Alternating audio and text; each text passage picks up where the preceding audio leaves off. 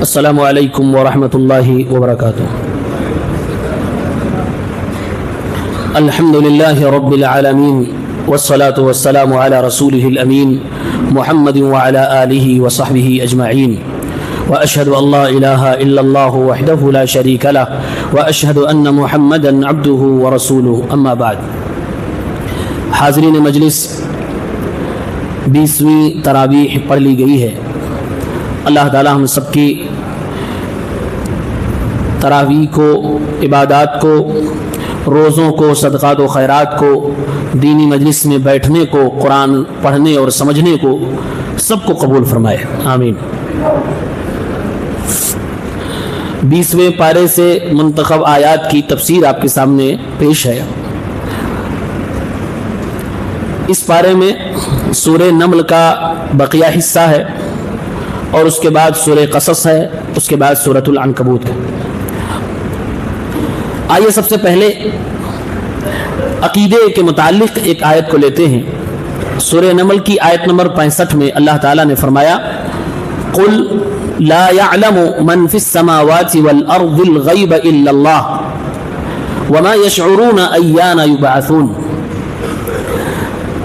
حقیقت میں اس پورے کائنات کو چلانے کے لیے، معبود برحق ہونے کے لیے یہ بہت بڑی پہچان بتائی جا رہی ہے کہ وہ عالم الغیب ہو، یا یوں کہہ سکتے ہیں حقیقی معبود ہونے کی شرطوں میں سے ایک شرط ہے کہ اس کو دنیا جہان کا، پوری کائنات کا علم ہونا چاہیے۔ آپ دیکھیں چھوٹے چھوٹے شہروں میں، چھوٹے چھوٹے ملکوں میں ایک بادشاہ، ایک راجہ ہوتا ہے، تو وہ بہت سارے سورسز کا استعمال کرتا ہے کہ ہم کو نالج ہو۔ میڈیا کا استعمال کرتا ہے، انٹیلیجنس کا استعمال کرتا ہے، بہت ساری ٹیم کو لگاتا ہے کہ ہم کو انفارمیشن ملتی رہے تاکہ میں اپ ٹو ڈیٹ رہوں اور اپنی رعایا کا خیال کر سکوں۔ یہ تو بہت چھوٹی مثال ہے، پھر بھی بہت ساری چیزیں اس کو پتہ نہیں چلتی ہیں۔ اور جو مالک ایسا ہو کہ اپنی رعایا کے بارے میں نہ جانتا ہو، وہ حق کہاں ادا کر پائے گا؟ تو لاپرواہ ہے۔ اللہ رب العالمین کو ساری کائنات کو چلانا ہے، اور ہر طرح کی مخلوق کو دیکھنا ہے، اس کی ضرورتوں کو سننا ہے، جواب دینا ہے، اس کی مشکلات کو حل کرنا ہے۔ تو اللہ تبارک و تعالیٰ کے لیے عالم الغیب ہونا یہ شرطیہ بات ہے۔ اسی لیے اللہ نے فرمایا، اعلان کریے، قل لا يعلم من في السماوات والارض الغیب الا اللہ۔ اے نبی، اعلان کر دیجئے آسمانوں میں اور زمینوں میں اللہ کے سوا کسی کو بھی علم غیب نہیں، غیب کی باتیں کوئی نہیں جانتا۔ نہ ملائکہ میں کسی کو خبر ہے، نہ رسولوں میں، نبیوں میں کسی کو اس کی خبر ہے، نہ جن و شیاطین میں، نہ انسانوں میں کسی کو اس کی خبر ہے۔ حیوانات، چرند پرند، دنیا کی کسی مخلوق کو علم غیب نہیں حاصل ہے۔ یہ اسی لیے اعلان کروایا جا رہا ہے، گویا دلیل دی جا رہی ہے کہ اللہ معبود برحق ہے، اس لیے کیونکہ اس کو علم غیب حاصل ہے۔ اب آدمی سوچ سکتا ہے کہ جب اللہ ہی کو علم غیب ہے، پھر یہ کھڑے اور پڑے کے سامنے لوگ جا کے کیوں اپنی مشکلیں بتلاتے ہیں؟ تو اللہ تعالیٰ نے اس کا بھی جواب دیا اور فرمایا، وَمَا يَشْعُرُونَ أَيَّانَ يُبْعَثُونَ۔ یہ جس کے بھی سامنے لوگ جا کر اپنی مشکلیں رکھتے ہیں اور یہ سمجھتے ہیں کہ یہ میرے بارے میں جانتے ہوں گے، فرمایا ان کو تو اتنا بھی شعور نہیں ہے کہ دوبارہ ان کو کب اٹھایا جائے گا۔ یعنی اللہ نے دلیل دے دی کہ میں معبود برحق ہوں، اس کی دلیل یہ ہے کہ مجھے علم غیب ہے، اور یہ باقی سب معبودان باطلہ ہیں، اس کی دلیل یہ ہے کہ ان کو علم غیب نہیں ہے۔ اتنا کلیئر عقیدہ قرآن کریم کا ہے، لیکن پھر بھی بہت سارے لوگ کہتے ہیں فلاں کو علم غیب، چلاں کو علم غیب، انہوں تھوڑی بات معلوم، انہیں تھوڑی بات معلوم۔ جب قرآن کی اس طرح کی آیتوں کو ان کے سامنے ہم اور آپ جب پیش کرتے ہیں تو پھر تھوڑا تعویل کرتے اور بات کو گھمانے لگتے ہیں اور کہتے ہیں دیکھیے علم غیب دو ہوتا ہے، ایک ذاتی ہوتا ہے، ایک عطائی ہوتا ہے۔ یہ سب چور دروازے بنائے جاتے ہیں تاکہ اس طرح کی آیتوں کی تعویل کر کے اپنا مطلب سیدھا کر لیا جائے۔ یہ ذاتی اور عطائی یہ ہمیں اور آپ کو بیوقوف بنانے کے لیے، عوام کو سمجھانے کے لیے بولتے ہیں، ورنہ جب ان کی کتابوں کو دیکھیں گے، ان کے عقیدوں کو دیکھیں گے تو پھر وہ انگوٹھے میں، اپنے پیر صاحب کے انگوٹھے میں پوری دنیا دکھا رہے ہوتے ہیں۔ پھر وہاں ذاتی عطائی نہیں ہوتا۔ ذاتی عطائی آپ کو، ہمیں جب دلیل ہم پیش کرتے ہیں تو ہمیں اور آپ کو چپ کرانے کے لیے بولتے ہیں۔ وہ آپ کے یہاں بڑے مشہور ہیں نا نقش کے بندے، وہ بہت ذاتی عطائی بولا کرتے ہیں۔ اور کہتے ہیں کہ اللہ تعالیٰ نے دیکھو نبیوں کو عطائی علم غیب دیا, ہم ذاتی تھوڑی مانتے ہیں, یہ قرآن کی جو آیت ہے یہ ذاتی علم غیب کی بات کر رہی ہے. یہ تعویل ہے ان کی, یہ تعویل ہے ان کی, ورنہ صحیح بات یہ ہے کہ یہ غیر اللہ کے لیے بھی علم غیب کے دعوے دار ہیں. ارے بھائی, جو چیز اللہ تعالیٰ نے اپنے کسی فرشتے کو یا کسی نبی کو بتلا دی فیوچر کی بات, وہ علم غیب نہیں رہ گیا, وہ علم غیب نہیں رہ گیا, وہ وحی بن گئی, اور نبیوں پر وحی نازل ہوا کرتی تھی. تو جس نبی پہ وحی نازل ہو جائے وہ عالم غیب ہو جائے گا. تو ایسے تو سارے انبیاء کو عالم غیب کہیں گے. اور پھر ان نبیوں نے وہ علم اپنی امت کو دیا, قیامت تک کی آنے والی تعلیمات کیا ہم اور آپ کو نہیں پتا ہے؟ تو کیا اب سارے امتی عالم الغیب ہو گئے؟ نہیں. علم غیب کہتے ہی اسے ہیں جو صرف اور صرف کسی ایک کے پاس ہو. اسی لیے اللہ تبارک و تعالیٰ کے پاس ہی لوح محفوظ ہے, اور اس کا علم کسی بھی فرشتوں کو بھی نہیں, نہ کسی نبی کو, نہ کسی رسول کو, نہ کسی جن کو, نہ کسی شیطان, کسی مخلوق کو نہیں ہے. اس لیے عالم الغیب صرف اور صرف اللہ رب العالمین. لہذا اس طرح کی جو تعویلیں کر کے امت کو گمراہ کیا جاتا ہے, اس سے ہوشیار رہے. آپ ذرا دیکھیں, اللہ نے جس چیز کو دلیل بنایا ہو اپنے معبود برحق کی, آج یہ لوگ اسی کو ماننے کو تیار نہیں. اسی لیے تو ہم اور آپ ان سے لڑتے جھگڑتے اور مناتے اور سمجھاتے کیوں؟ کہ بھائی یہ دلیل ہے اس بات کی کہ وہ معبود برحق ہے, کہ اللہ کے پاس علم غیب ہے. اگر آپ کسی اور کے لیے ثابت کر رہے ہو کہ یہ بتانا چاہتے ہو کہ اس کی بھی عبادت ہو سکتی ہے, اور یہ قابل قبول نہیں ہے. دوسری بات دیکھیں, آیت نمبر 80 میں چلیں. اللہ تبارک و تعالیٰ نے فرمایا, اے نبی آپ بہت پریشان رہتے ہیں کہ لوگ ایمان لے آئے. دیکھیے, دو طرح کے لوگ آپ کی بات نہیں مانیں گے, دو طرح کے لوگ آپ کی بات نہیں مانیں گے. کون دو طرح کے لوگ؟ فرمایا کہ ایک وہ جس کا دل مر چکا ہے, کفر اور شرک کی غلاظت اتنی اس کے دل میں آ چکی ہے کہ وہ مر چکا ہے. وہ چل تو رہا ہے لیکن ایکچوئل میں اس کا دل مردہ ہے, لہذا اسے مرا ہوا آدمی کہہ سکتے ہو, زندہ لاش کہہ سکتے ہو. یہ آدمی کو آپ سمجھاؤ گے تو یہ آپ کی بات نہیں ماننے والا, اس کو سمجھ ہی نہیں آئے گی. دوسرا وہ جس کا دل تو زندہ ہے لیکن وہ آپ کی بات سننا نہیں چاہتا ہے, اسپیشلی جیسے آپ بولنا چاہتے ہو وہ بھاگنے لگتے ہیں, واپس جانے لگتے ہیں, مڑ کے چہرہ پھیر لیتے ہیں. تو ایسے دو لوگوں کو آپ نہ سمجھا سکتے ہیں نہ سنا سکتے ہیں. اللہ تعالیٰ نے یہی دونوں باتیں سمجھانے کے لیے, دونوں کیٹیگری بتلانے کے لیے تشبیہ کا استعمال کیا, اور فرمایا پہلی کیٹیگری جن کے دل مردہ ہیں وہ کافر ہیں, وہ مشرکین ہیں, یہ مردہ لوگ ہیں. اس لیے قرآن میں اللہ تعالیٰ نے کہا یہ مرے ہوئے لوگ ہیں, مردہ ہیں. اور دوسری کیٹیگری فرمایا وہ گونگا, اور اس گونگا ہونے کے ساتھ ساتھ واپس بھاگ کے جا بھی رہا ہے, بہرا ہے اور ساتھ ساتھ میں واپس لوٹ کے جا رہا ہے, سننا نہیں چاہتا. تو پلس بہرا ہونے کے ساتھ ساتھ وہ بھاگ رہا ہے, تو کیسے آپ اس کو سمجھا سکتے ہو؟ فرمایا اللہ تعالیٰ نے انک لا تسمع الموتى ولا تسمع الصم الدعاء اذا ولوا مدبرین. اے میرے نبی صلی اللہ علیہ وسلم, آپ مردوں کو نہیں سنا سکتے, اور آپ ایسے بہرے کو بھی نہیں سنا سکتے جو چہرہ پھیر کے جا رہا ہو. یا مردہ کافروں کو کہا گیا ہے, اور بہرا اس آدمی کو کہا گیا جو سننا نہیں چاہتا, بھاگ رہا ہے. ایسے دو لوگوں کو نہیں سمجھایا جا سکتا. جب نبی ایسے لوگوں کو نہیں سمجھا سکتے, نہیں سنا سکتے, اپنی بات نہیں پہنچا سکتے, تو ہم لوگ کس کھیت کے مولی ہیں؟ جانے والے کو کوئی پکڑ پایا؟ نہ سننے والوں کو کوئی زبردستی سنا پایا؟ اللہ فرما رہا ہے نبی آپ بھی نہیں سنا سکتے, تو ہم لوگ کیا سنا سکتے ہیں؟ جس کو شوق ہوتا ہے, جس کو ہدایت کی طرف ہوتی ہے, وہ قریب آتا ہے, وہ سنتا ہے. اس لیے قرآن میں اللہ نے فرمایا کئی جگہوں پہ وَمَن يَهْتَدِي, جو ہدایت کے لیے کوشش کرتا ہے اللہ اسے ہی ہدایت دیتا ہے, جو کوشش نہیں کرتا اس کو ہدایت نہیں ملتی. آپ یہاں پر دیکھیں اللہ تبارک و تعالیٰ نے دلیل کیا دی ہے, جیسے وہاں علم غیب میں دلیل دی, یہ بھی غور سے سنیں. اللہ تعالیٰ نے فرمایا اے نبی آپ مشرکوں کو نہیں سنا سکتے, اے نبی بھاگنے والوں کو نہیں سنا سکتے. دلیل کیا ہے اللہ تبارک و تعالیٰ؟ اللہ نے کہا دلیل یہ ہے کہ یہ مرے ہوئے ہیں, دلیل یہ ہے کہ یہ بہرا ہے. گویا اللہ فرما رہا ہے جیسے مرے ہوئے کو نہیں سنایا جا سکتا ہے, جیسے بہرے کو نہیں سنا سکتے ہو, ویسے ان کافروں کو نہیں سنا سکتے ہو, ویسے ان بھاگنے والوں کو نہیں سنا سکتے ہو. گویا رب العالمین مردہ آدمی کی مثال دے کے, دلیل دے کے سمجھا رہا ہے کہ مردہ کو سنانا ناممکن ہے میرے نبی, ایسے ہی مشرک اور کافر کو سنانا اور سمجھانا ناممکن ہے. یہاں اللہ تعالیٰ نے دلیل میں بتایا کہ مردے نہیں سنتے, یہ انڈر اسٹوڈ بات ہے, نبی آپ جانتے ہو, دنیا جانتی ہے. یہاں بھی ہمارے بی گروپ کے بھائیوں نے معاملہ ہی بدل دیا, بولے نہیں مردے سنتے. جو چیز دلیل میں اللہ نے پیش کی بطور ثبوت, وہ دلیل کو نہیں مان رہے, بول رہے ہیں مردے سنتے. اللہ فرما رہا ہے یہ بات انڈر اسٹوڈ ہے کہ مردے نہیں سنتے, تو جیسے مردے نہیں سنتے ویسے کافر نہیں سنے گا آپ کی بات, ان کے دل پہ مہر لگ چکی ہے. یہ اصلی مردہ ہے اور یہ روحانی مردہ ہے. اے نبی یہ اصلی بہرا ہے, یہ روحانی بہرا بنا ہوا ہے. تو اے نبی جیسے ان اصلی مردوں کو اور اصلی بہروں کو نہیں سنا سمجھا سکتے, ایسے اصلی یہ روحانی مردوں کو, روحانی بہروں کو آپ نہیں سنا سمجھا سکتے. جس چیز کو اللہ نے دلیل بنایا, آج کا مسلمان بھی گروپ کا کہتا نہیں ہم یہ دلیل ہی نہیں مانیں گے, بولتا نہیں مردے سنتے ہیں. یہ قرآن کریم کی اصل ہے, یہ عقیدہ ہے. اور اللہ نے فرمایا کہ مردے نہیں سنتے ہیں. اگر کوئی کہے نہیں نہیں نہیں, یہاں پر اللہ نے مردہ کافروں کو کہا ہے, ہمارے قبر والے باباؤں کو تھوڑی کہا ہے. تو آج کے پارے میں تلاوت ہوئی تراویح میں کہا گیا انک لا تسمع من فی القبور. لو بات وہ بھی ختم ہو گئی, جو قبروں میں ہیں انہیں آپ سنا ہی نہیں سکتے. اب اس سے زیادہ کلیئر کیا چاہیے؟ اللہ نے کہا جو قبروں میں ہیں انہیں آپ نہیں سنا سکتے. اب جو بہانہ تھا کہ یہ تو کافروں کے بارے میں بات ہو رہی ہے, اب یہاں تو مردوں کے بارے میں بات ہو رہی ہے. لہذا پوری شریعت کو کھنگالیے, سوچئے, غور کریے اور صحیح حدیثوں کو اکٹھا کریے تو دو واقعہ ایسا ملتا ہے جس میں یہ بات ثابت ہوتی ہے کہ مردے نے سنا.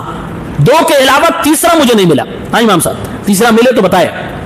نمبر ایک وہ کہ اللہ کے نبی صلی اللہ علیہ وسلم فرما رہے ہیں کہ جب مردے کو دفن کر کے آدمی گھر واپس آ رہا ہوتا ہے تو مردہ یسمع قرع نعالہم, ان کے جوتے کی آواز سنتا ہے. ایک یہ حدیث اور صحیح حدیث بخاری کی ہے. دوسری روایت وہ جس میں اللہ کے نبی صلی اللہ علیہ وسلم نے مرے ہوئے کافروں سے بدر میں بات کی تھی اور آپ نے فرمایا تھا کہ یہ میری بات سن رہے ہیں. ان دونوں حدیثوں کے علاوہ تیسری کوئی روایت صراحت سے صحیح نہیں مل رہی ہے جس میں یہ ہو کہ مردے نے سنا. اور یہ قرآن کی آیت ہے جس میں کلیئر ہے کہ مردہ نہیں سنتا ہے. تو ان حدیثوں کا معاملہ یہ ہے کہ یہ معجزاتی طور پہ سنایا گیا ہے, ان کو یہ مردوں کو سنایا گیا ہے اور یہ بس اسی ٹائم پہ سنتے, اس کے علاوہ نہیں سنتے.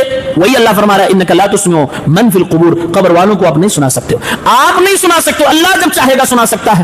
اس لیے اللہ تعالیٰ ہر مردے کو دفن کر کے جانے والوں کے پیر کی آواز, جوتے کی آواز سنا رہا ہے. اور ادھر بدر کے اندر جو مقتولین تھے, جو کفار تھے, اور ان کو سنایا گیا ہمارے نبی صلی اللہ علیہ وسلم کی بات کو. بات ختم ہو گئی.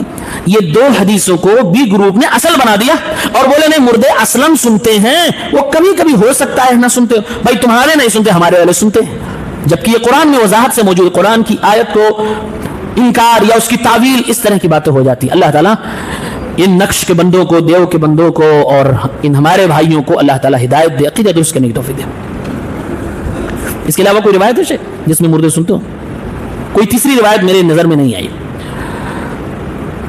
پھر اللہ تبارک و تعالیٰ نے قیامت کی نشانیوں میں سے ایک نشانی کا ذکر فرمایا. آیت نمبر 82 میں فرمایا وَإِذَا وَقَعَ الْقَوْلُ عَلَيْهِمْ, جب کافروں پہ عذاب آئے گا, اخرجنا لهم دابة من الارض, تو ان کے لیے زمین سے ایک چوپایا, ایک دابہ, ایک جانور نکالیں گے ہم, تکلمهم, جو ان سے بات کرے گا, ان الناس كانوا بآياتنا لا يوقنون, بات کرے گا کہ لوگ ہماری آیتوں پہ یقین نہیں کرتے. ایک جانور زمین سے نکلے گا اور وہ لوگوں سے بات چیت کرے گا. یہ قیامت کی نشانیوں میں سے دابۃ الارض. اللہ کے نبی صلی اللہ علیہ وسلم فرماتے ہیں سورج ابھی مشرق سے نکلتا ہے, پورب سے, قیامت کے قریب پچھم سے نکلے گا, مغرب سے.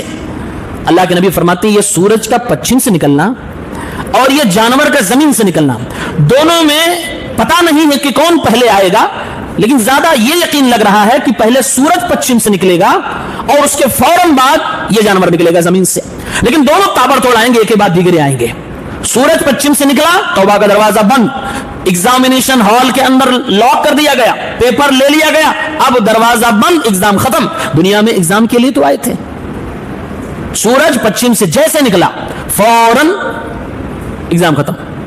اب اس کے بعد کوئی ایمان لائے گا, اس کے ایمان قابل قبول نہیں.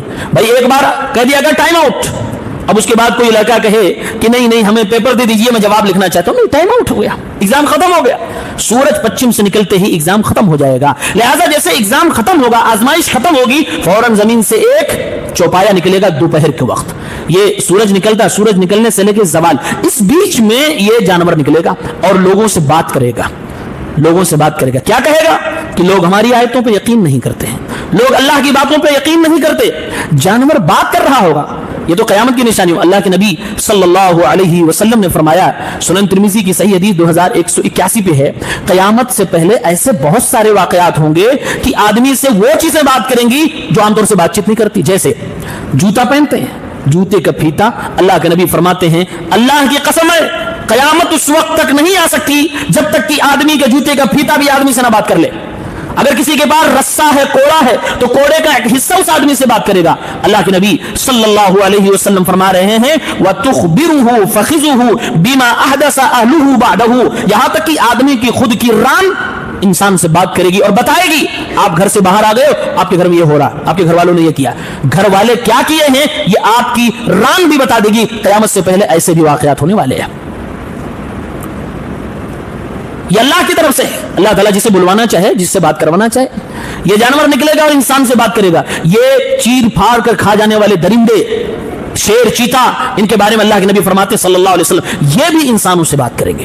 تو قیامت سے پہلے ایسے بہت سارے واقعات ہونے والے. لیکن یہ جو جانور زمین سے نکلے گا اور لوگوں سے بات کرے گا، یہ الٹیمیٹم ہوگا کہ اب قیامت آنے والی ہے، اب ایگزام اور آزمائش ختم کر دیے گئے. لہٰذا یہ جانور نکلے گا تو کیسے بات کرے گا اور کیا کرے گا؟ اللہ کے نبی صلی اللہ علیہ وسلم فرماتے ہیں، مسند احمد کی روایت ہے 22,371 سلسلہ صحیحہ میں اس کو صحیح کہا گیا ہے. اللہ کے نبی صلی اللہ علیہ وسلم فرما رہے یہ جانور نکلے گا زمین سے اور انسانوں سے ملاقات کرے گا، بات چیت کرے گا. فَتَسِمُ النَّاسَ عَلَى خَرَاطِمِهِمْ، لوگوں کے ناک کے اوپر نشان لگائے گا. یہ جانور نشان لگائے گا. نشان یہ لگایا جائے گا کہ یہ نیک ہے کہ برا آدمی ہے. جیسے رزلٹ آؤٹ کیا جا رہا ہے، ایگزام ختم، فوراً ایک علامتی نشان لگائی جا رہی ہے کہ اس میں سے کون اچھا ہے کون برا ہے. رزلٹ آؤٹ کیا تو وہ رزلٹ آؤٹ کرنے کی تھوڑی سی جھلکی دی جا رہی ہے جانور کے ذریعے سے. یہ جانور لوگوں کا نشان لگاتا جائے گا. اتنا لوگوں کو نشان لگ جائے گا، اتنا نشان لگ جائے گا. اللہ کے نبی صلی اللہ علیہ وسلم فرماتے ہیں یہاں تک کہ آدمی سامان خریدے گا، سامان خریدنے کے بعد کوئی دوسرا پوچھے گا آپ نے یہ کس سے خریدا، تو کہے گا ارے وہ فلاں نشان والے آدمی سے خریدے تھا. اتنے لوگوں کو نشان لگ چکے ہوں گے، یہ جانور لگا رہا ہوگا. تو یہ زمین سے نکلے گا. اللہ کے نبی فرما رہے تکلمہم، وہ جانور لوگوں سے بات کر رہا ہوگا. یہ قیامت کی نشانیوں میں سے ایک نشانی ہے. اور اس کے بعد توبہ نہیں قبول ہوگی. اس کے بعد ایمان لانے سے کوئی فائدہ نہیں ہوگا، کیونکہ سورج پچھم سے نکل چکا ہے، جانور نکل رہا ہے، رزلٹ آؤٹ ہو رہا ہے. دھیرے دھیرے اب امتحان کا وقت، اب رزلٹ کا دن آ رہا ہے. مالک یوم الدین، فیصلے کا دن آ رہا ہے. قیامت قائم ہوگی. اس کے بعد اللہ کے نبی صلی اللہ علیہ وسلم فرما رہے ہیں ثلاث اذا خرجنا لا ينفع نفسا ایمانها، تین چیزیں جب ہو جائیں گی تو کسی آدمی کو اس وقت ایمان لانا قبول نہیں ہوگا. اللہ کے نبی صلی اللہ علیہ وسلم فرما رہے ہیں ایک تو سورج کا نکلنا اور ایک دجال کا ظاہر ہونا اور پھر ایک زمین سے اس جانور کا نکلنا. قیامت کی ایک نشانی کا ذکر کیا گیا. اللہ تعالی ہم سب کی حفاظت فرمائے. اللہ تعالیٰ نے اس میں اپنی قدرت کا اظہار فرمایا کہ دیکھیے جب اللہ چاہے گا تو زمین سے نکلا ہوا ایک جانور انسانوں سے بات کر رہا ہوگا. اور وہ کیا بات کرے گا؟ ان الناس كانوا بآياتنا لا يوقنون، لوگ میری آیتوں پر، نشانیوں پر یقین نہیں کر رہے ہیں. یقین نہ کرنا، دیکھیے ایمان کے معاملے میں یقین ہونا ضروری ہے. اگر کوئی آدمی تردد میں ہو، شک میں ہو، یا پھر ایمان کے معاملے میں اس کو یقین نہیں ہے، ابن عثیمین رحمۃ اللہ علیہ فرماتے ہیں اس آدمی کا ایمان خطرے میں ہے. اس آدمی کو اپنا ایمان یقین کے لیول تک لے جانا چاہیے. ایمان کی چیزوں میں شک نہیں ہونا چاہیے. ایمان کی چیزوں میں شک نہیں ہونا چاہیے. قرآن اللہ کی کتاب ہے، اللہ کا کلام ہے، اس میں شک نہیں ہونا چاہیے. اگر کسی کو شک ہو رہا ہے عالموں سے رابطہ کرے، اپنا علاج کروائے. وہ بیمار ہو گیا، اس کے اندر کفر و نفاق کی بیماری آ گئی، شک کے ساتھ اگر کوئی عمل کرتے جا رہا ہے اس کا عمل بھی قبول نہیں ہوگا، کیونکہ شک والا ایمان اللہ تعالیٰ قبول نہیں کرتا ہے. اسی لیے کہہ رہا ہوگا کہ لوگوں کو یقین نہیں ہو رہا. یہ نہیں کہہ رہا کہ لوگ مان نہیں رہے ہیں، دیکھو گے تو مانو گے کیسے نہیں، لیکن یقین نہیں ہو رہا ہے. اس لیے یقین کے ساتھ ایمان لانا بہت ضروری ہے. اللہ تعالی ہم سب کو یقین کے ساتھ دین کی باتوں کو سمجھنے اور جاننے اور ایمان لانے کی توفیق عنایت فرمائے. آمین. اس کے بعد سورہ قصص. قصص کا مطلب ہوتا ہے اسٹوریز، کہانیاں، قصے. کس کے بھائی؟ ویسے عام طور سے جب قصے اور کہانی کی بات دماغ میں آتی ہے تو آدمی کو لگتا ہے اس میں کچھ جھوٹ بھی ہوگا. صحیح نہیں، یہ اللہ کی بات ہے. یہ اللہ تعالیٰ اسٹوری بیان کر رہا ہے، لہٰذا اس میں جھوٹ نہیں ہو سکتا. قرآن کے قصوں کے بارے میں ذرہ برابر جھوٹ کی گنجائش نہیں ہے. اللہ تعالیٰ اس کو بیان کر رہا ہے. اللہ جانتا ہے سب کچھ، صحیح کیا تھا، غلط کیا تھا. اسٹوری جو ہوئی اس میں کون جھوٹ بول رہا تھا، کون صحیح، وہ بھی اللہ بتا دیتا ہے قرآن میں. دیکھا نہیں سورہ یوسف میں آپ نے؟ یوسف علیہ السلام کے بھائی جھوٹا کرتا لے کے آئے، خون لگا کے. اللہ تعالیٰ نے بتا نہیں دیا کہ یہ جھوٹے، بتا دیا اللہ نے کہ جھوٹے ہیں. یعنی جو اس میں صحیح ہے وہ بھی بیان کر دیا گیا، جو غلط ہے وہ بھی بتا دیا گیا، اور یہ بھی بتا دیا گیا کہ یہ والا واقعہ جو ہوا تھا فلاں آدمی نے اس میں جھوٹ بولا تھا، غلط کیا تھا. تو قرآن کی جو اسٹوری ٹیلنگ ہے اس کے اندر شک نہیں کر سکتے. یہ دوسری اور اسٹوری بک کی طرح نہیں ہے، یہ الگ چیپٹر ہے. قرآن کریم کے قصوں کو اگر بیان کیا جائے پورا رمضان کا مہینہ ختم ہو جائے گا. مستقل اس پر کتابیں. اس میں اللہ تعالیٰ نے موسیٰ علیہ السلام کا واقعہ ذکر کیا ہے، اور اسپیشلی ان کی زندگی کا وہ واقعہ جس میں ان سے ایک غلطی ہوئی تھی، اور وہ غلطی ان کو اندازہ نہیں تھا کہ مجھ سے یہ ہو جائے گا، اور وہ جان بوجھ کے کیے بھی نہیں تھے، لیکن ان سے وہ غلطی ہو گئی۔ وہ اس غلطی کو اتنا سیریس لیے کہ زندگی بھر اللہ تعالیٰ سے معافی مانگتے رہے۔ قیامت کے دن بھی ان کو اپنی وہ غلطی یاد رہے گی، اور لوگوں سے کہیں گے نہیں مجھ سے خطا ہو گئی تھی، انی قتلت نفسا لم اؤمر بقتلھا۔ جب لوگ نبیوں کے پاس جا رہے ہوں گے کہ سفارش کر دیجئے اللہ حساب و کتاب کر دے، تو جب موسیٰ علیہ السلام کے پاس لوگ جائیں گے تو موسیٰ علیہ السلام اپنی اسی غلطی کو یاد کر کے کہیں گے میں اللہ کے سامنے آج نہیں بولوں گا، مجھے تو اپنے معاملے میں ڈر لگ رہا ہے، نفسی نفسی، میں نے ایک ایسی جان کو مار دیا تھا جس کو مارنے کا حکم اللہ نے نہیں دیا تھا۔ یعنی کہ موسیٰ علیہ السلام نے زندگی میں کیا غلطی ہوئی تھی؟ ایک آدمی کو گھوسا مار دیا تھا اور وہ آن دی اسپوٹ مر گیا تھا۔ اس کا مطلب موسیٰ علیہ السلام بہت طاقتور تھے، بہت طاقتور تھے، بہت پاورفل نبی، بہت جوش و جلال اور جسمانی قوت اور ایمانی قوت سے بھرا ہوا نبی۔ اللہ نے ان کے واقعے کو بیان کیا، ذرا سنیں تو پہلے۔ اللہ نے فرمایا وَدَخَلَ الْمَدِينَةَ عَلَى حِينِ غَفْلَةٍ مِّنْ أَهْلِهَا۔ جب لوگ دوپہر کے وقت آرام کر رہے تھے، اپنے گھروں میں تھے، تو موسیٰ علیہ السلام بستی میں گئے۔ فَوَجَدَ فِيهَا رَجُلَيْنِ يَقْتَتِلَانِ، دیکھا دو آدمی لڑ رہے ہیں، هَذَا مِنْ شِيعَتِهِ، ایک ان کی برادری کا ہے یعنی اسرائیلی ہے، وَهَذَا مِنْ عَدُوِّهِ، اور دوسرا قبطی ہے یعنی فرعون کی برادری کا ہے۔ دو آدمی لڑ رہے ہیں، ایک ان کا ہے ایک دوسرا ہے۔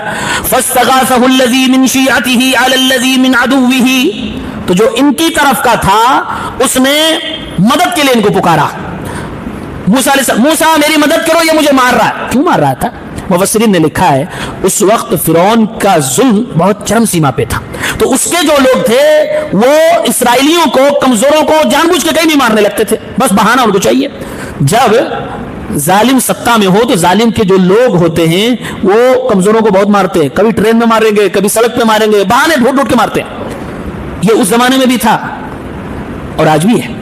تو یہ جو کمزور اسرائیلی تھا اس نے مدد کے لیے پکارا، فاستغاثہ الذی، غور کریں لفظ پہ، استغاثہ، مدد کے لیے پکارا، کس کو؟ موسیٰ علیہ السلام کو، کہ بچائیے یہ مار رہا ہے۔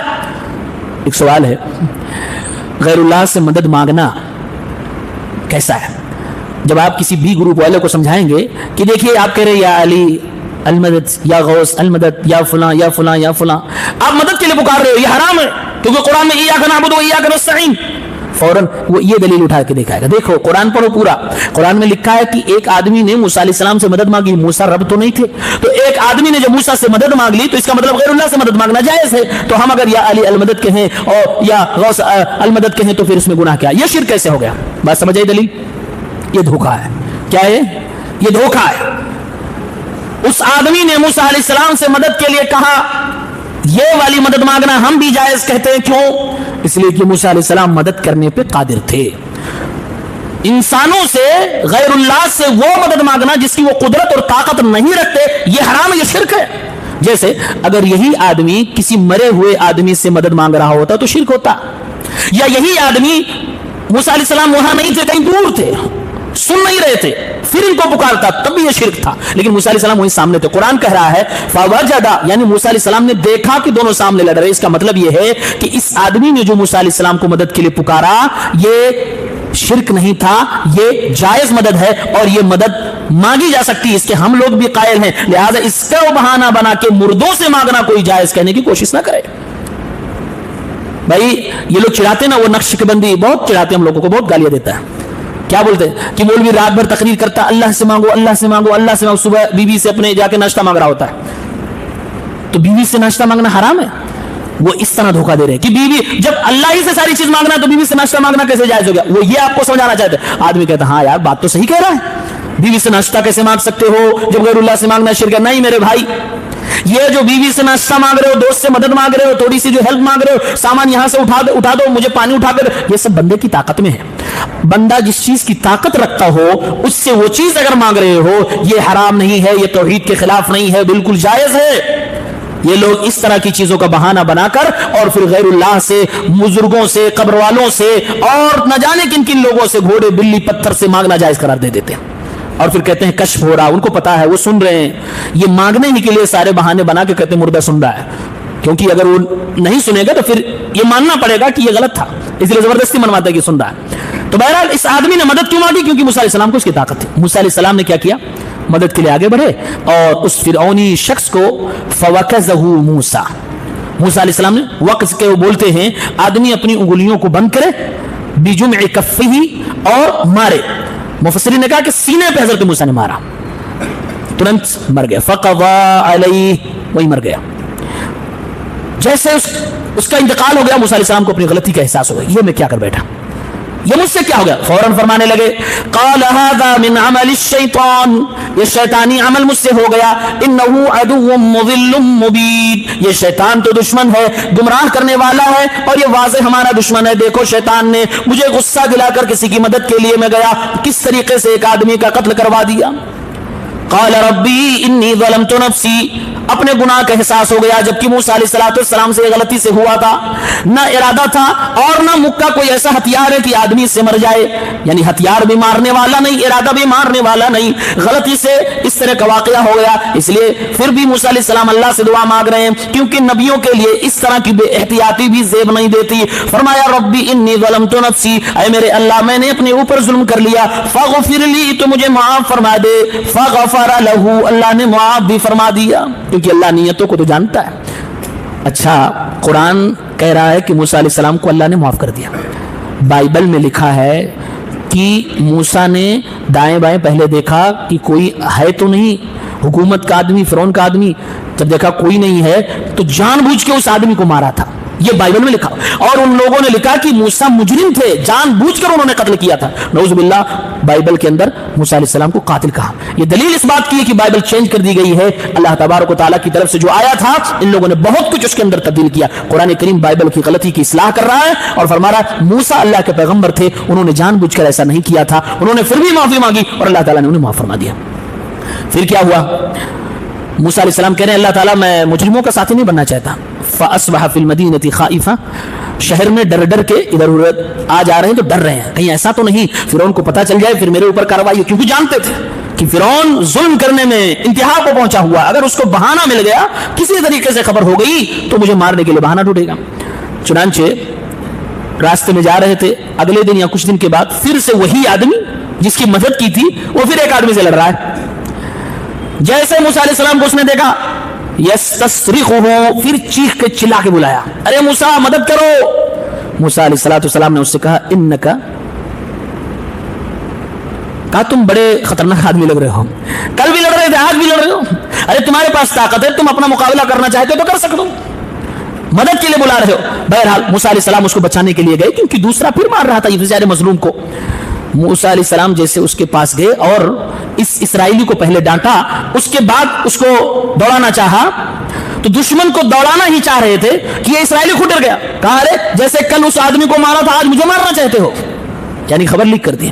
اب وہ جو قبطی تھا فرعون کا آدمی تھا بھاگا وہاں سے، کہا اچھا اس نے قتل کیا تھا، جو مرا ہوا آدمی تھا اسی نے مارا تھا. جا کے فرعون کو بتا دیا. خبر لیک کس سے ہوئی؟ وہی جس کے ساتھ احسان کیا تھا اسی نے خبر لیک کر دی. اب ابھی تک موسیٰ اور اس آدمی کے علاوہ تیسرا کوئی نہیں جانتا تھا کہ کس کے ذریعے سے قتل ہوا ہے. اب یہ بات خبر فرعون تک پہنچ گئی. فرعون کو بڑا غصہ آیا اور فرعون نے کہا کہ اس کو تلاش کیا جائے اور اس کو ضرور میں ماروں گا، اب تو قتل کیا جائے گا. موسیٰ علیہ السلام کو مصر چھوڑ کے جانا پڑا. اسی لیے لوگ کہتے ہیں کہ عام طور سے جس کے ساتھ احسان کرو وہی دھوکہ دیتا ہے، اس لیے اپنے احسان کرنے والوں کے ساتھ بہت قاعدے سے پیش آنا چاہیے، اس کے ساتھ غداری نہیں کرنی چاہیے. موسیٰ علیہ السلام بچانے جا رہے تھے، اب وہ تیور دیکھ کے کہنے لگا کہ جیسے کل اس کو مارا تھا آج مجھے مارنا چاہتے ہو. خبر لیک ہو گئی. یہ واقعہ قرآن میں بیان کیا گیا. موسیٰ علیہ السلام اس کے اندر بری ہیں، یہ بتانا مقصود ہے. پھر اللہ رب العالمین نے موسیٰ علیہ السلام کی ایک بہت پیاری دعا کا ذکر فرمایا. یہ دعا ہر نوجوان یاد کر لے اور اس کو پڑھا کرے. موسیٰ علیہ السلام مصر سے نکلے، اب گھر نہیں ہے، مکان نہیں ہے، ایک جگہ گئے، پیڑ کے نیچے بیٹھ گئے، دیکھا تھوڑی دور پر کچھ لوگ پانی پلا رہے، دو عورتیں دور کھڑی ہیں. موسیٰ علیہ السلام بے یار و مددگار، اب اللہ ہی کا سہارا، کوئی نہیں پوچھنے والا، نہ کہاں رہیں گے کہاں کھائیں گے کوئی پتہ نہیں. بیٹھے اتنے میں خیال آیا کہ وہ دو لڑکیاں الگ کیوں کھڑی ہیں، کیا بات ہے, کیا ماجرا ہے. دیکھو نبی کو ہمیشہ کمزوروں اور مظلوموں کی مدد کا جذبہ ہوتا ہے, چاہے وہ کتنی پریشانی کے عالم میں اپنا خود ہو یا نہ ہو, لیکن ہمیشہ کمزوروں اور مظلوموں کی مدد کرتا. موسیٰ علیہ السلام نے پوچھا کیا معاملہ ہے؟ ان لڑکیوں نے بتایا, کہا یہاں سب لوگ مرد آتے ہیں اور یہ تھوڑا زبردستی کا معاملہ ہے, تو ہم لوگ رکے رہتے ہیں, جب سب پلا کے چلے جاتے ہیں پھر ہم لوگ پلاتے ہیں. کہا آپ کے ابا لوگ کیوں نہیں آتے؟ بولے ہمارے والد محترم بوڑھے ہیں اس لیے نہیں آتے, ہم دونوں آئے.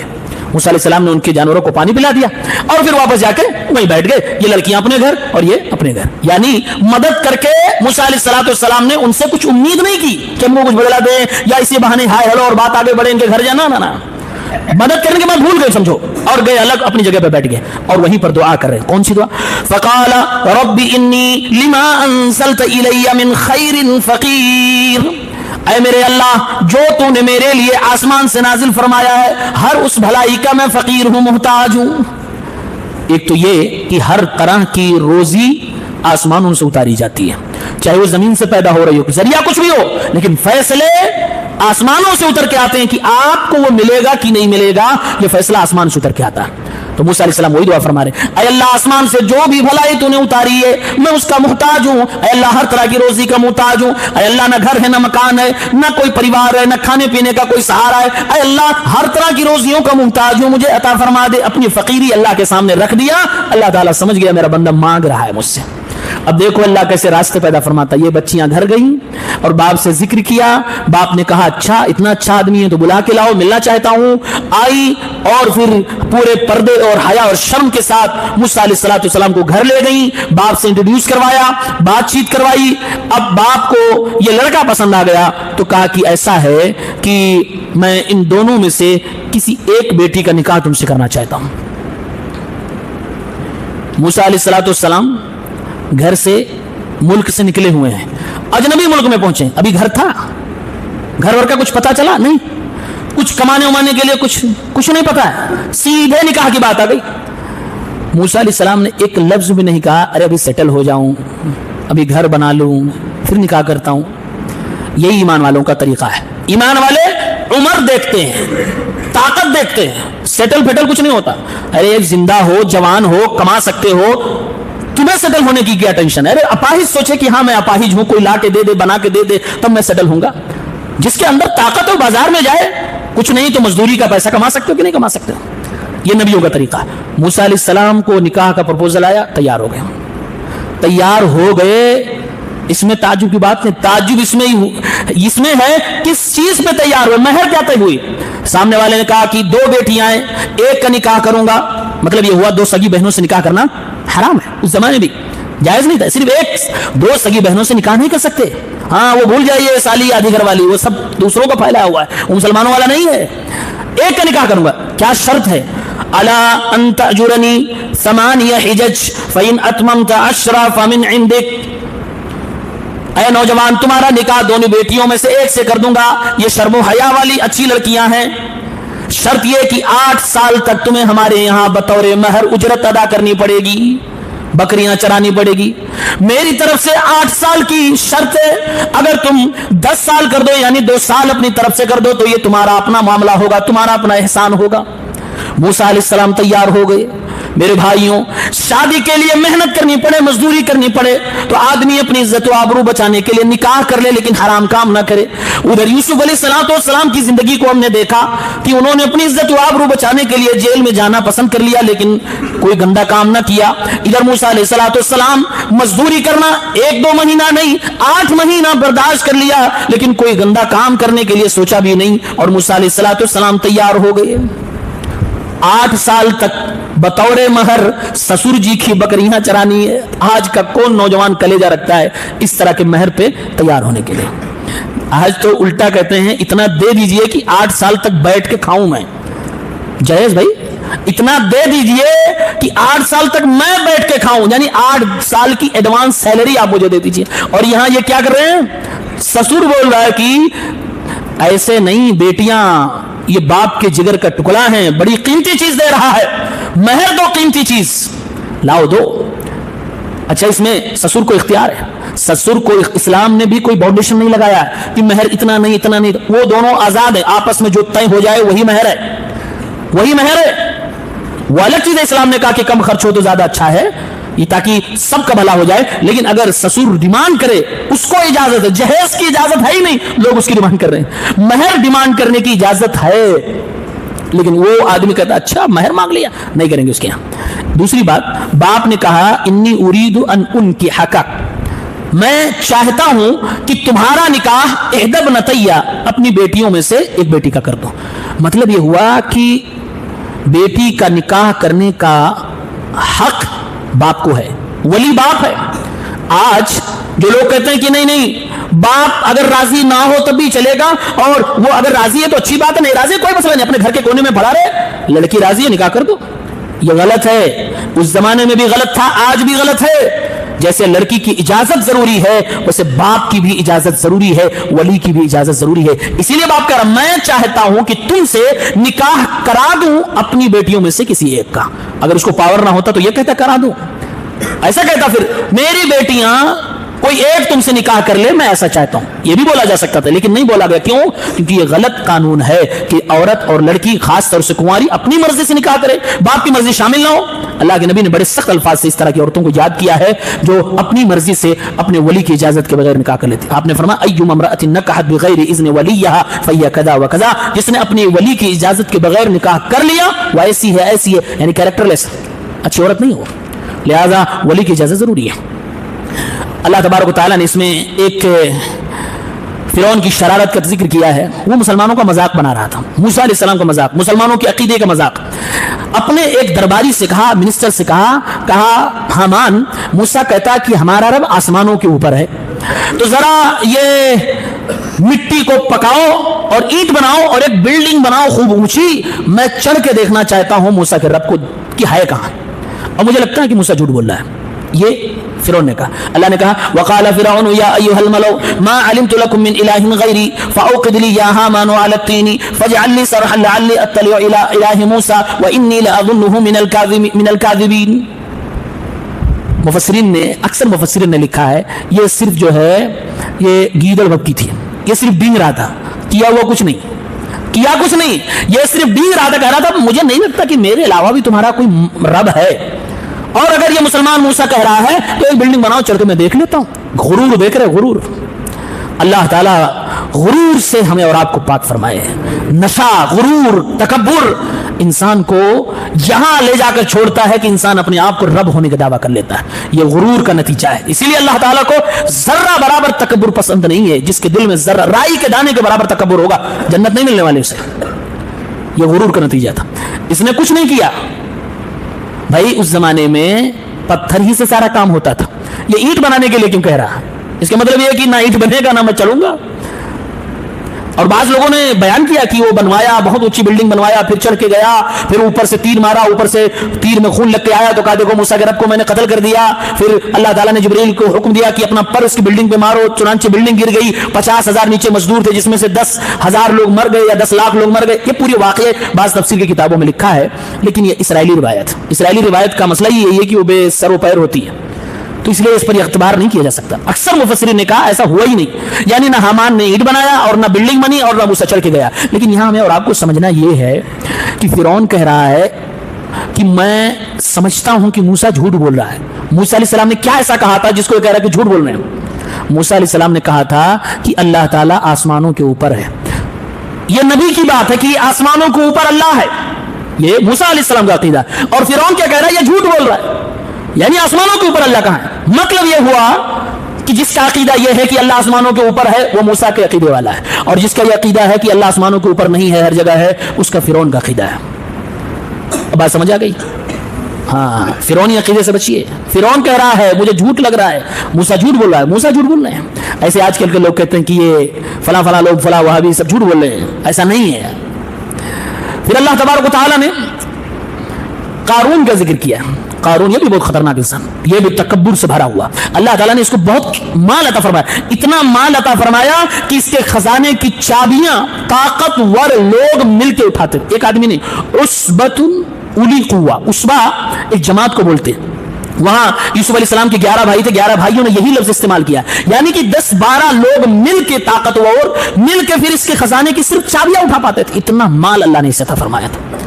لوگوں نے اسے سمجھایا, پڑھے لکھے لوگوں نے سمجھایا اور کہا دیکھ قارون ایسا ہے مال ملا ہے صرف دنیا ہی دنیا نہیں ہے، مال کے ذریعے سے آخرت کمانے کی کوشش کرو، اللہ رب العالمین کو خوش کرنے کی کوشش کرو، وابتغ فیما آتاک اللہ الدار الآخرہ ولا تنس نصیبک من الدنیا واحسن کما احسن اللہ الیک، جیسے اللہ نے تیرے اوپر احسان کیا ہے ویسے اللہ کے بندوں پر احسان کر، ولا تبغ الفساد فی الارض ان اللہ لا يحب المفسدین، فساد نہ کر، اللہ فسادیوں کو پسند نہیں فرماتا۔ لوگوں نے سمجھایا کہ مال کو اللہ کے بندوں پہ خرچ کر اور آخرت بنا اپنی، اس نے جواب کیا دیا؟ قال انما اوتیتہ علی علم عندی، یہ جو مجھے ملا ہے یہ کوئی اللہ کا احسان نہیں ہے، یہ کوئی احسان وحسان نہیں ہے، یہ میرے ٹیلنٹ کی بنیاد پر ملا ہے، میں ہنر مند ہوں، میری قابلیت و صلاحیت ہے، اس کے لیے مجھے ملا ہے، اللہ کا کون سا احسان ہے؟ یہ غرور ہے، یہ کیا ہے؟ یہ غرور ہے، بہت خطرناک غرور ہے۔ اللہ جو نعمت دے اس نعمت کو ٹیسٹ پیپر سمجھو اور اللہ کا شکریہ کرنا شروع کر دو، اس کو کبھی یہ غرور میں نہ کہو کہ اس میں اللہ کا کوئی احسان نہیں ہے، اس میں کیا اللہ میں نے کیا ہے، یہ غرور ہے، یہ قارون کا غرور بولنے لگا۔ دوسرا معنی یہ ہے کہ اس نے یہ کہا کہ میں ہنر مند ہوں، یہ بات اللہ کو پتا تھی، میں ڈیزرو کرتا تھا تبھی تو اللہ نے مجھے دیا ہے، وہاں اللہ کے احسان ماننے سے انکار کر دیا، اور یہاں کہہ رہا ہے کہ مجھے مل رہا ہے، اس کا مطلب اللہ مجھ سے خوش ہے، پھر اللہ کو خوش کرنے کی کیا ضرورت ہے، پھر لوگوں پر خرچ کر کے اللہ کو راضی کرنے کی، پہلے سے اللہ خوش ہے تبھی تو دے رہا ہے۔ یہ دونوں طرح کے لوگ دنیا میں پائے جاتے ہیں، دونوں طرح کے لوگ، علماء نے اس جملے سے دونوں معنی نکالا ہے اور کہا انما اوتیتہ علی علم عندی، اس جملے کا دونوں معنی ہو سکتا ہے کہ آدمی اللہ کے سرے سے فضل اور احسان کا انکار کر دے، اور دوسرا معنی یہ ہے کہ انکار نہ کرے لیکن اس کا غلط معنی نکالے کہ خوش ہے تبھی تو دے رہا ہے، پھر خوش کرنے کی کیا ضرورت ہے۔ اور یہ دوسرے معنی والے آج کل زیادہ ہے، آج کل زیادہ لوگ ایسے ہیں کہ مال دولت مل رہا ہوتا ہے تو خوش ہے کہ اللہ تعالیٰ خوش ہے مجھ سے تبھی تو دے رہا ہے، یہ غلط فہمی بھی ہو سکتی ہے، یہ اللہ کی طرف سے چھوٹ بھی ہو سکتی ہے، لہٰذا اس غلط فہمی کا شکار نہیں ہونا چاہیے۔ اس نے یہ تکبر کیا اور کہا یہ میرا ہنر، یہ میرا علم و ٹیلنٹ ہے جس کی وجہ سے مجھے ملا ہے، اللہ کا کوئی احسان نہیں ہے۔ نیک لوگوں نے سمجھایا، علم والوں نے سمجھایا، کہا وَإِلَكُمْ ثَوَابُ اللَّهِ خَيْرٌ لِمَنْ آمَنَ وَعَمِلَ صَالِحًا وَلَا يُلَقَّاهَا إِلَّا الصَّابِرُونَ۔ اے دنیا داروں، اس کی طرح تم بننا چاہتے ہو؟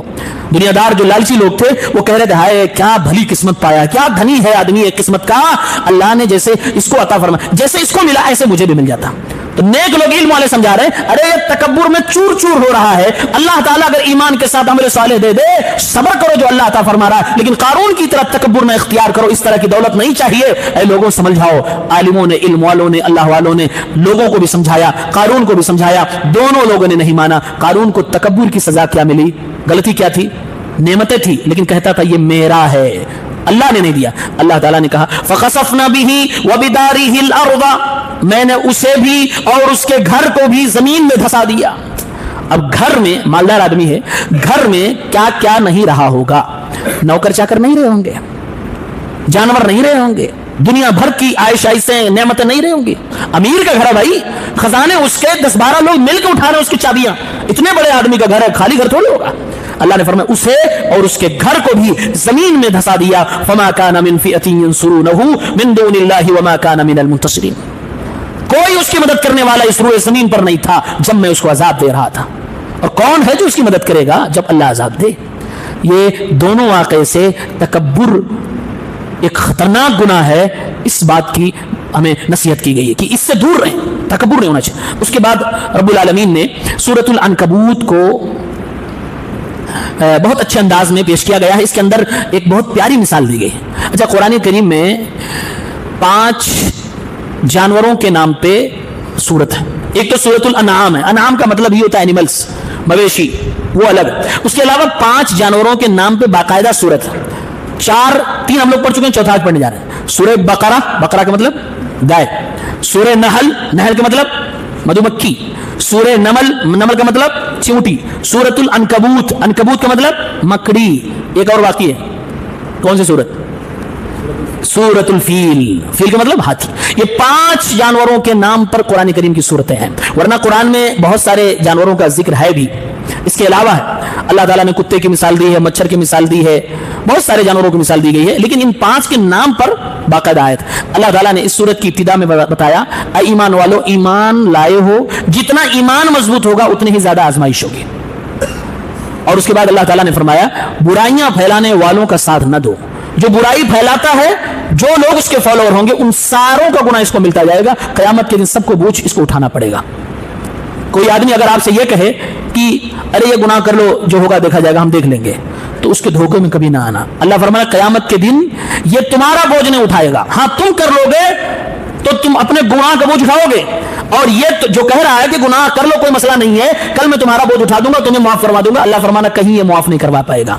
ہاں اس کو گناہ تو ملے گا اس لیے کہ اس نے تمہیں برائی کی تعلیم دی، لیکن اس گناہ کی وجہ سے تمہارا عذاب نہیں چھٹی ملنے والا، تم کو عذاب ملتا ہی رہے گا. ہاں اس کا گناہ ڈبل ہو جائے کیونکہ اس نے خود کیا، دوسروں کو سکھایا بھی ہے. اس کے بعد اللہ تعالیٰ نے تعلیم دی ہے اور بتایا شرک کرنے والے دراصل یہ مکڑی کی طرح ہے.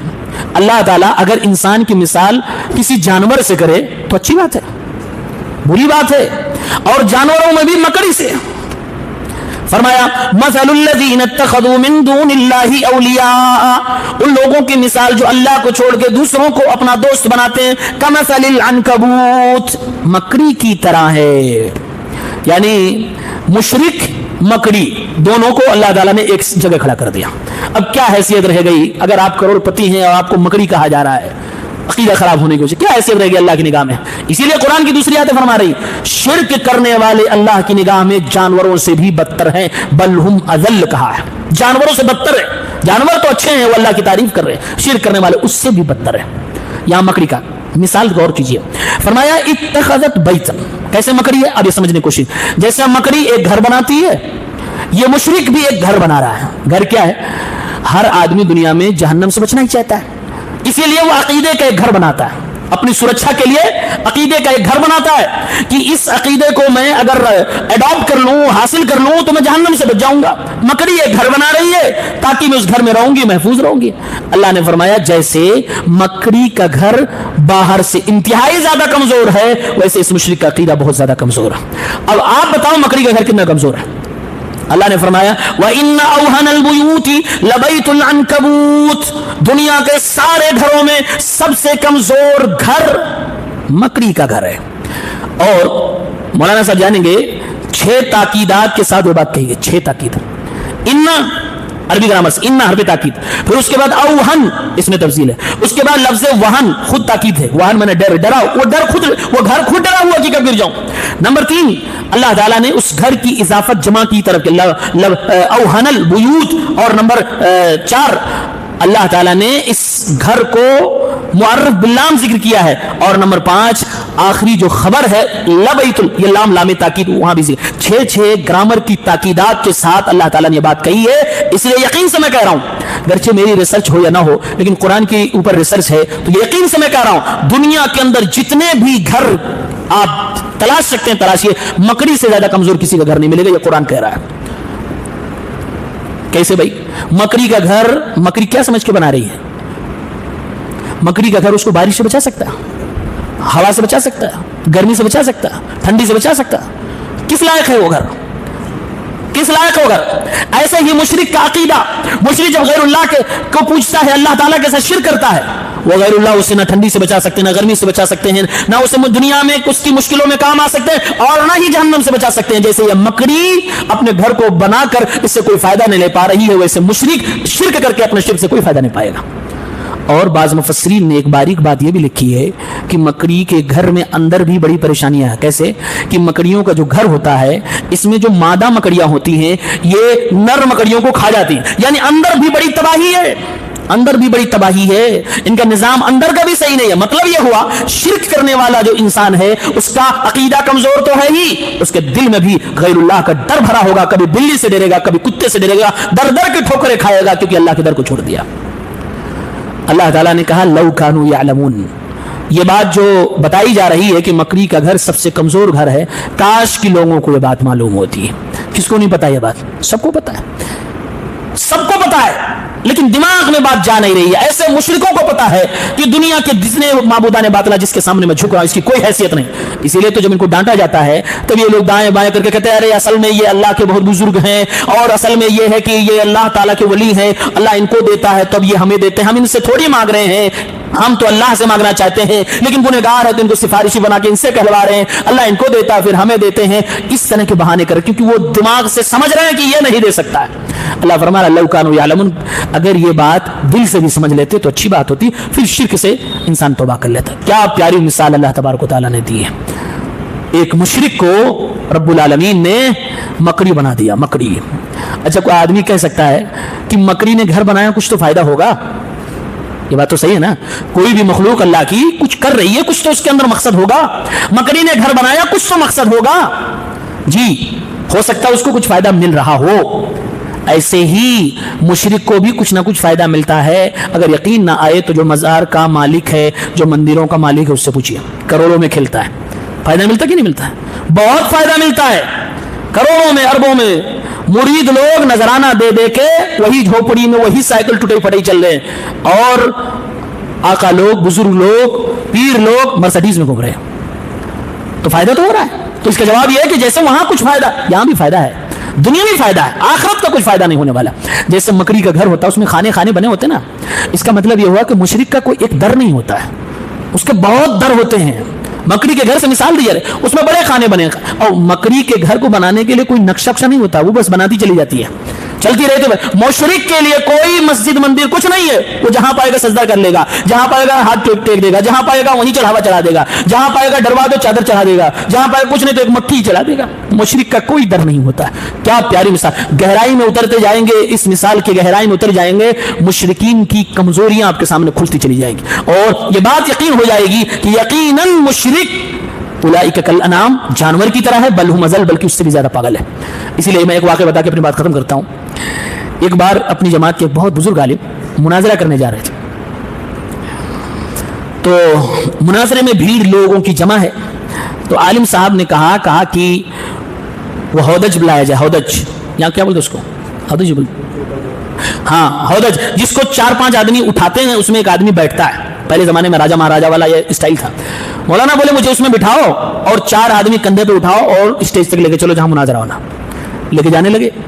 اب وہ جو مناظر مقابلے والا تھا، سامنے والا تھا، اس نے آؤ نہ دیکھا تاؤ، اس نے کہا موقع اچھا ہے، مولانا کو رگڑ دیتا ہوں، اور کھڑا ہو گیا، کہا دیکھو یہ مناظرہ کرنے آیا ہے، یہ انسانوں کے، اللہ کے بندوں کے کندھوں پہ سوار ہو کے آیا ہے، یہ مناظرہ کرنے آیا ہے، بتائیے یہ قرآن کے خلاف گیا کہ نہیں گیا؟ مولانا صاحب بولے ٹھہرو، بہت کچھ بولا، اب آیا اصل اعتراض کیا تھا کہ یہ مناظرہ کرنے آئے ہیں، 4 آدمی کے کندھے پہ بیٹھ کے آئے ہیں، یہ کوئی بات ہوئی؟ یہ کوئی سلیقہ ہے، کوئی اخلاق ہے؟ یہ مولانا کو ذلیل کرنا چاہا۔ مولانا صاحب اسٹیج پہ گئے آرام سے اور بولے، قرآن کی یہی آیت پڑھے، اولئک کالانعام لہم آذان لا یسمعون بہا، کہا کہ ان کے پاس دل ہیں لیکن یہ سمجھتے نہیں، کان ہیں لیکن سنتے نہیں، آنکھیں ہیں لیکن دیکھتے نہیں، اولئک کالانعام، یہ جانوروں کی طرح ہے، بل ہم اضل، بلکہ جانوروں سے بھی خراب ہے۔ کہا یہ کس کے بارے میں آیت ہے؟ بولا مشرک کے بارے میں۔ کہا ان میں سے کوئی مسلمان نہیں ہے، نہیں سمجھا؟ کہا یہ جو 4 کندھا اٹھا کے لائے نا، اس میں سے کوئی مسلمان نہیں، یہ مشرک ہے۔ قرآن کہہ رہا ہے یہ جانور سے بھی بدتر ہے، تو میں نے کیا غلط کیا ہے؟ جواب مل گیا نا، دیر میں سمجھ میں آئے گا۔ بہرحال جواب بڑا سٹیک جواب دیا گیا۔ اپنی جماعت کے ایک بہت بڑے عالم سے میں نے یہ واقعہ سنا، وہ خطبے میں بیان کر رہے تھے۔ اللہ تعالیٰ ان کو اپنے حفظ و امان میں رکھے، رب العالمین ہم سب کو توحید پہ گامزن رکھے۔ سبحانک اللہم و بحمدک، اشہد ان لا الہ الا انت، استغفرک و اتوب الیک۔